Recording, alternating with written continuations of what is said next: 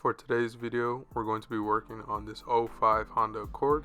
I'm going to show you how to jack up the car using the jack points underneath the car. There's two on each side, the driver's and the passenger side.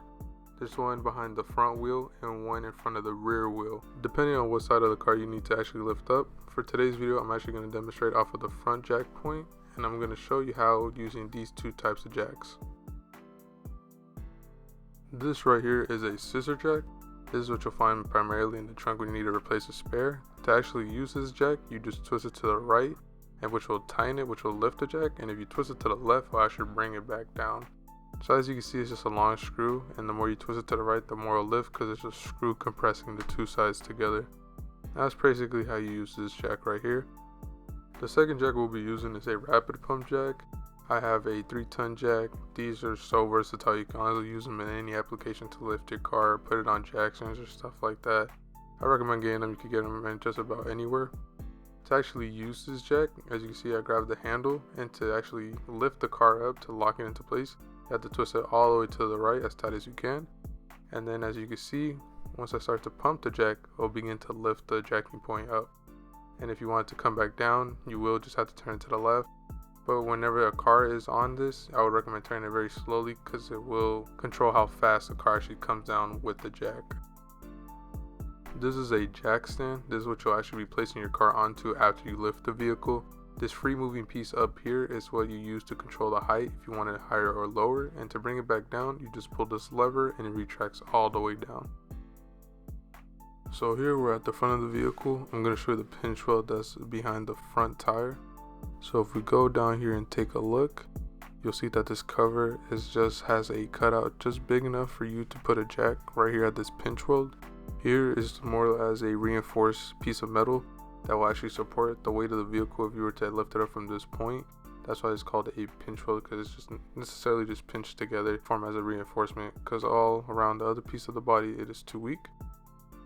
So now I'm going to show you the pinch weld here in the rear, which is in front of the rear tire. So if we go below, it's the exact same thing. It has a cutout for the plastic where you can actually put the jack, and here's your other pinch weld for here in the rear as well.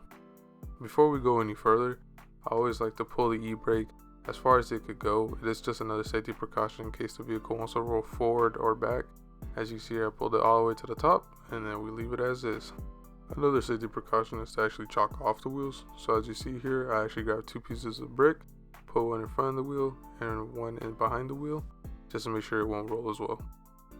Now I'm actually going to show you guys how to lift the car with the scissor jack. What I like to do as I'm sliding it towards that pinch weld, I like to slowly turn it higher and higher before it reaches the pinch weld. I like to aim to get that pinch weld right onto that ridge, that way it has a secure connection as well. To use the tool that comes with the scissor jack, you place one hand right in front where my left hand is and place your rear hand where my right hand is and twist as so. The faster you spin the tool is how fast the scissor jack will actually lift the car. So the faster you go, the faster it'll lift, and the slower you go, the slower it'll lift. And here as you get to the top, you'll start to see that front wheel come off the ground. And to bring your car down after you're done working on it, all you have to do is just go into status reverse. So you're going to spin to the left, bringing it down slowly, making sure it doesn't just slam onto the ground. And once you get to that end, just keep turning until it can come out and clear. For the second jack, we're going to be using this rapid pump jack. And all you have to do is just slide it under the car while it's at its lowest level.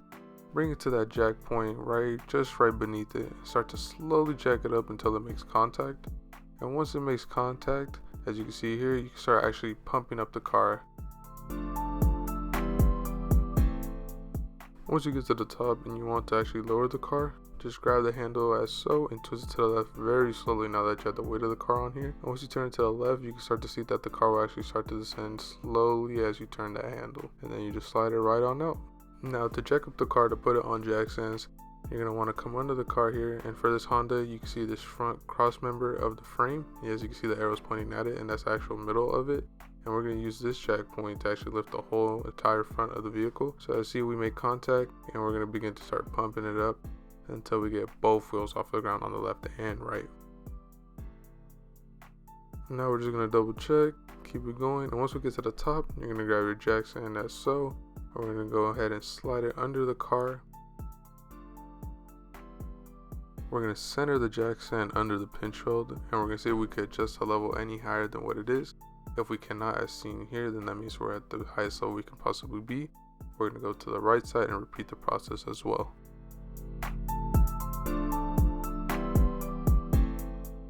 Now we're going to slowly lower the car onto those jack stands.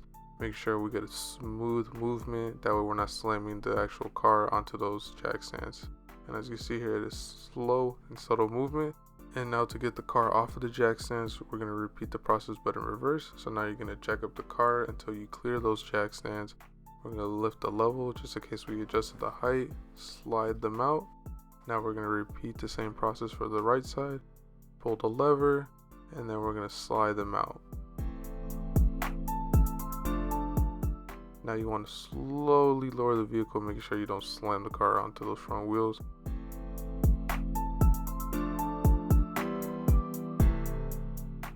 And there you go. Now that the car is on the floor, we're going to go ahead and remove those chocks that we put on the rear tire.